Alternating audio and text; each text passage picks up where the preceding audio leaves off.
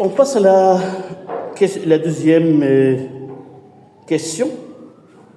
Donc, après avoir étudié l'équilibre de système poly plus le corps S1 et S2, donc on utilise par la suite une masse M1 est égale à 1 kg et M2 0,7 kg, puis on libère le système sans vitesse initiale à l'instant t est égal à 0. 2, 1, petit a, déterminer le sens de mouvement. Évidemment, la condition que nous avons là, M2 est égal à M1 sur 2, si la masse du corps 2 est la moitié de celle du corps 1, le système il est en équilibre. Mais si cette condition n'est pas réalisée, on peut avoir un déplacement, soit dans le sens de déplacement du corps S2 vers le bas, soit du corps de S1 vers le bas. Ça dépend de cette relation-là.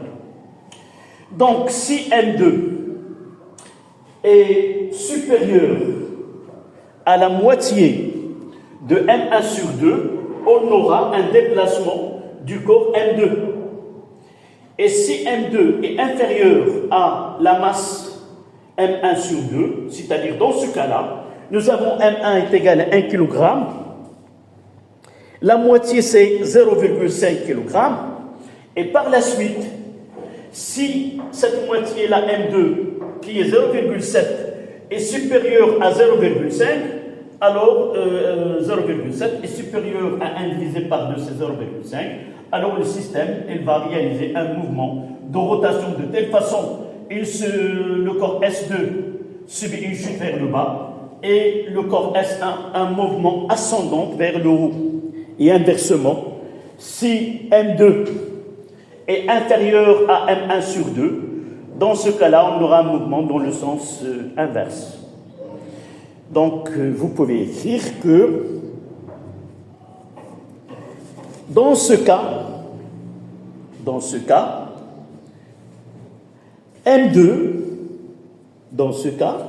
M2 est supérieur à M1 sur 2, est supérieur à M1 sur 2,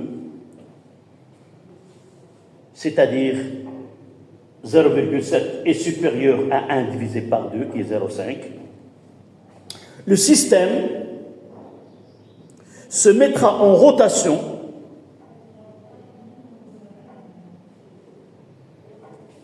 dans le sens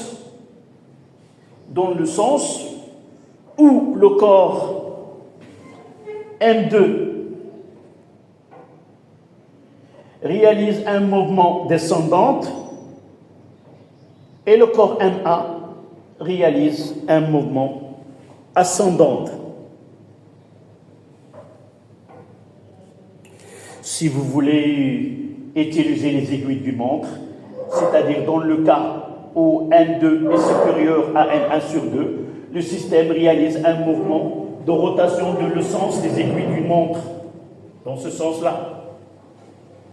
Et dans le cas contraire, il réalise un mouvement de rotation de le sens contraire des aiguilles d'une montre.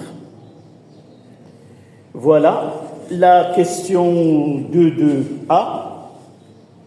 Et on passe à la question 2.2b.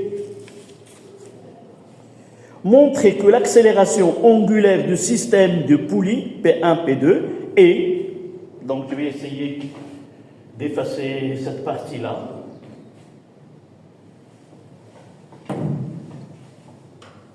Maintenant, on sait dans quel sens s'effectue le mouvement. C'est dans le sens des aiguilles d'une montre, c'est-à-dire le sens que nous avons choisi, c'est vraiment le sens positif, c'est le sens réel, selon les choix de ces deux masses. Donc ce schéma nous reste applicable dans la deuxième partie. Donc 2.2, c'est-à-dire 2.2b, montrer que le θ de point, voilà la question, θ deux points. L'accélération angulaire est égale à G facteur de M2 R2 moins M1 R1, le tout sur M1 R1 au carré plus M2 R2 au carré plus J delta. Ça, c'est la question demandée. G M1 M2 R2 moins M1 R1 sur M1 R1 au carré plus M2 R2 au carré plus G delta. D'abord, pour avoir dans l'expression θ à deux points, on va étudier, appliquer dans petit a, le principe fondamental de la dynamique sur la poulie à double gauche, c'est-à-dire sigma des moments par rapport à l'axe delta est égal à J delta fois θ deux points.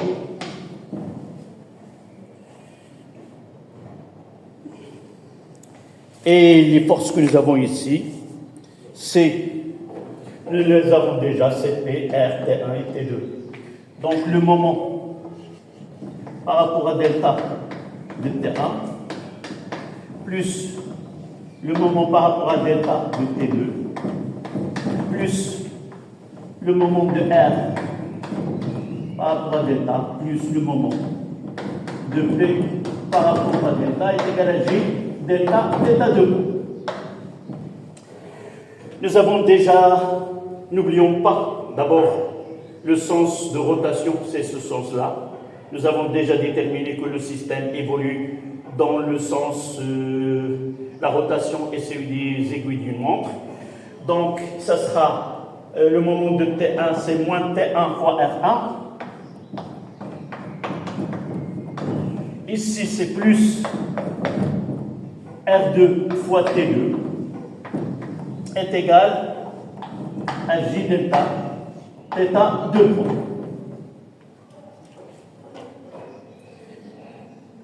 Il nous reste à appliquer ce que nous avons fait tout à l'heure pour l'équilibre. On peut l'appliquer ici pour le cas de dynamique. D'accord? Donc, petit a, le principe sur la vie. Petit b. Deuxième loi de Newton sur S1.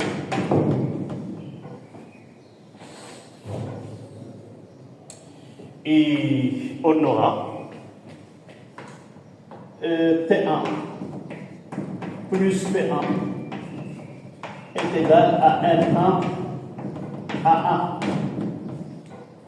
Le sens du mouvement, je vais mettre un axe ici, c'est le sens positif là. Et par la suite, on aura ici, c'est T'1,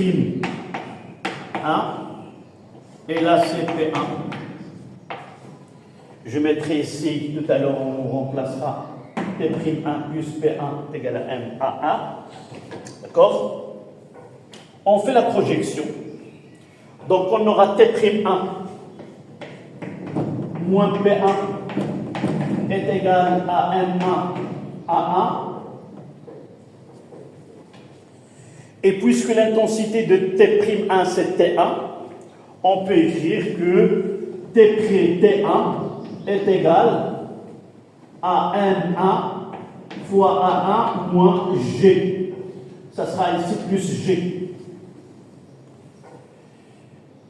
D'accord?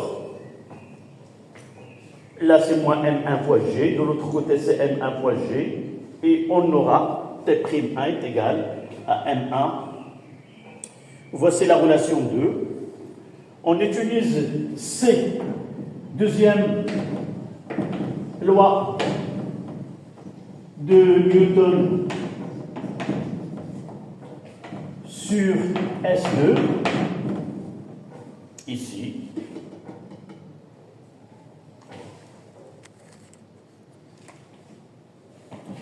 On aura T de la même façon, T'2 plus P2 est égal à M2 A2. Je vais revenir ici et faire l'axe orienté selon le sens du mouvement. Donc là, mouvement ascendant, là, mouvement descendant. D'accord? Et la projection, ça sera moins T'2 plus P2 est égal à M2 A2. Et de là, T'2 c'est T2.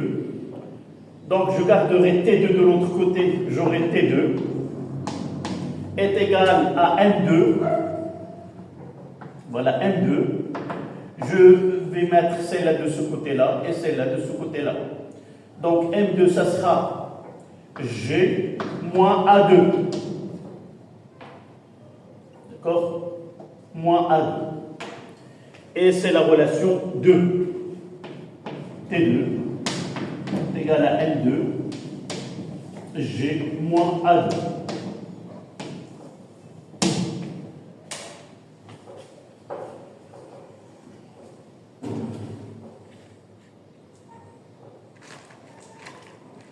Voilà. Et il nous reste à rassembler ces relations-là. Ici. Vous voyez que dans l'expression là, il n'y a pas l'accélération ni A1 ni A2. Mais une petite remarque.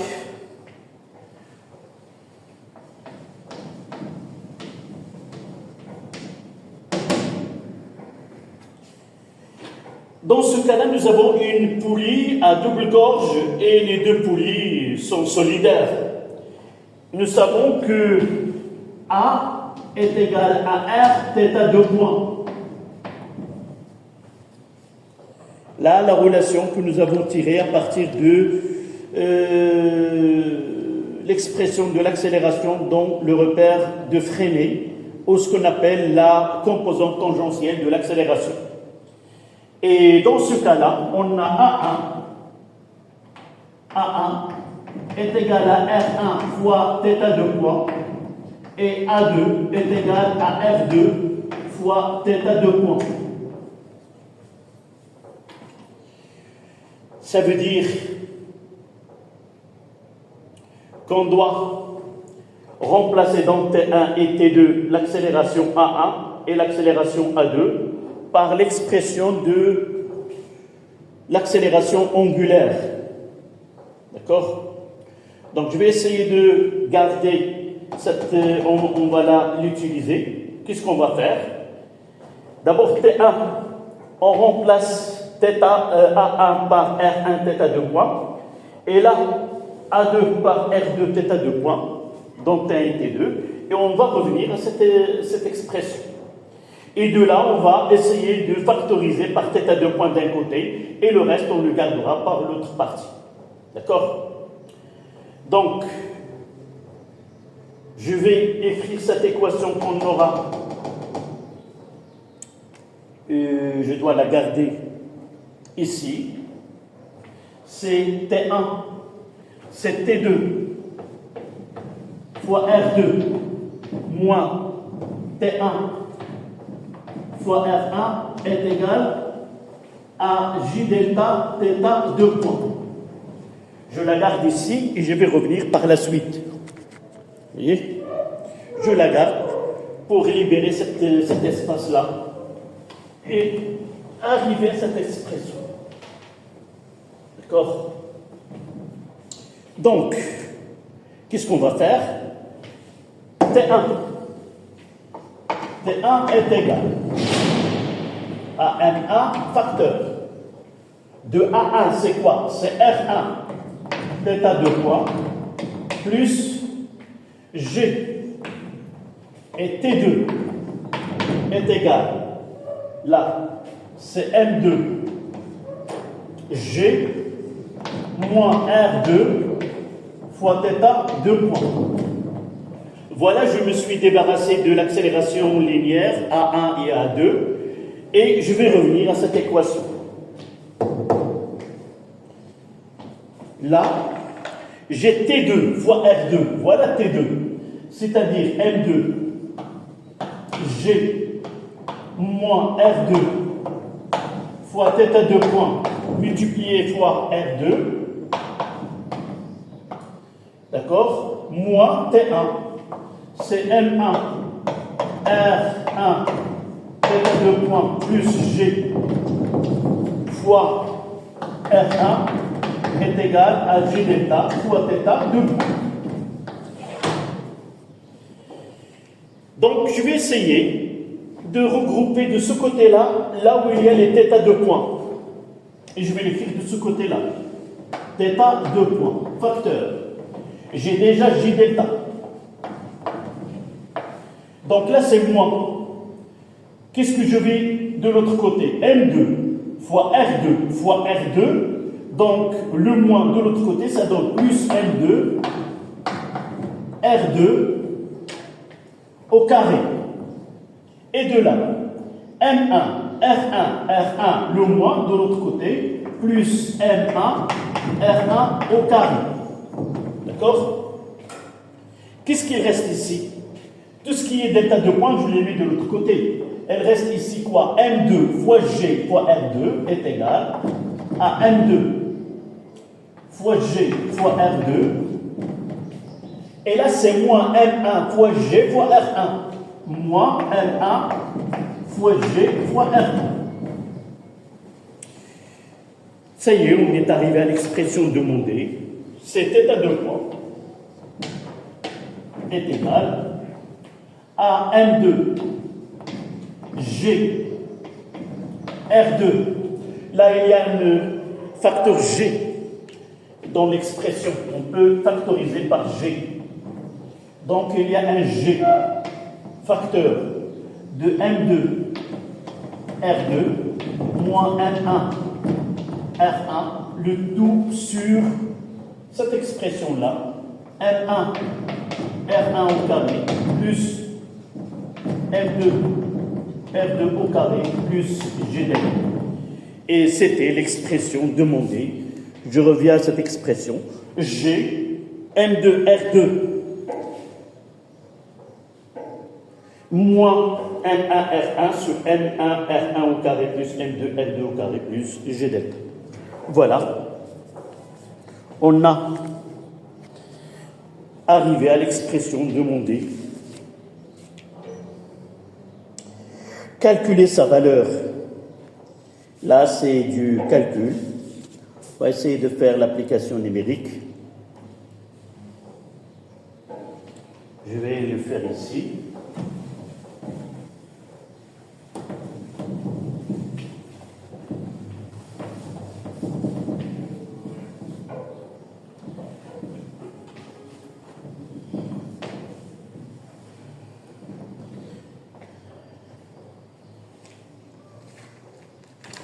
Application numérique de 2B. Oui, de 2B, montrer. Non, de 2, c'était 2-1. Là, c'est 2-2. De toute façon, numérotation, vous allez revoir, vous allez voir les exercices. Calculer sa valeur. Donc, on va mettre θ à 2 points est égal GC10, M2, c'est 0,7, multiplié par R2. R2, c'est 20 fois 10 moins 2, c'est-à-dire fois 0,2, moins M1, c'est 1, multiplié par 0,1,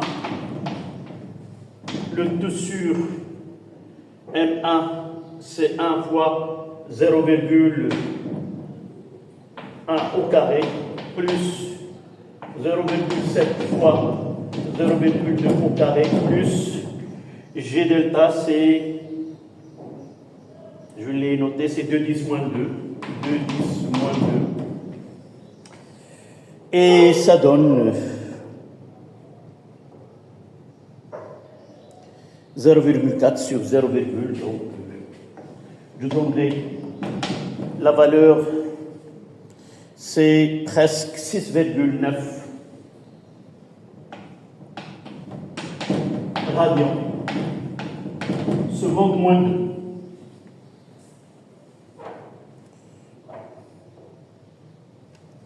Voilà.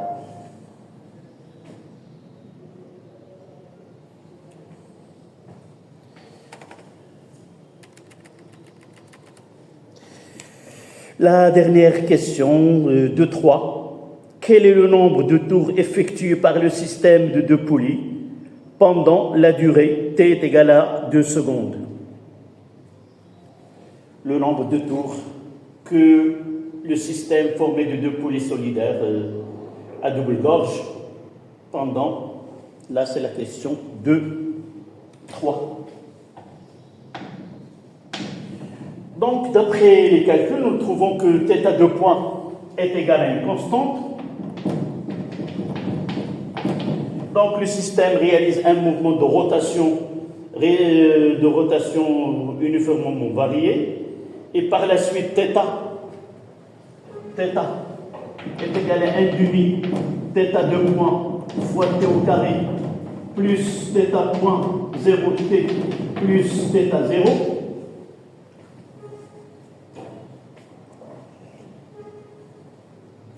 Nous voyons que le système part à vitesse nulle, c'est-à-dire on mettra θ moins θ 0 est égal à delta de θ est égal uniquement à 1 demi θ 2 points fois t au carré, puisque θ point 0 est égal à 0.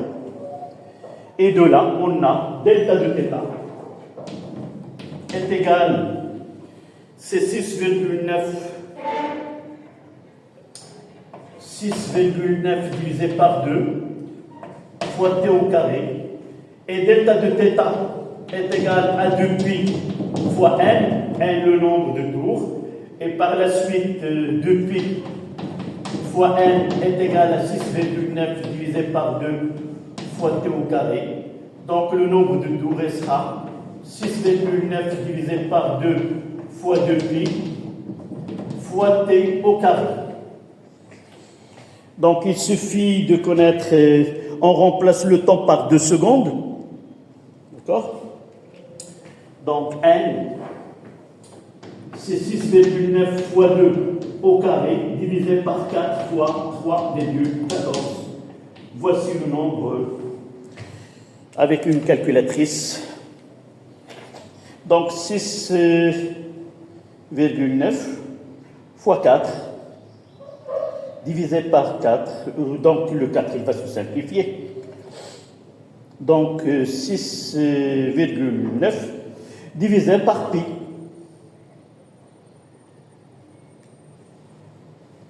C'est 2,19, presque 2,2 n.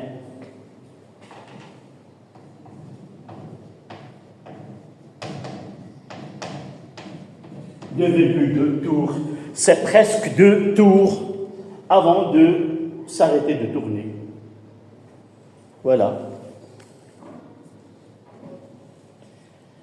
C'était la dernière question de cet exercice qui s'intéresse à appliquer la relation fondamentale de la dynamique pour la rotation d'un système, ici dans ce cas-là, une poulie à double gorge, et comment travailler mouvements de rotation et mouvements de translation des corps qui sont liés par des fils inextensibles de masse négligeable. Voilà, merci.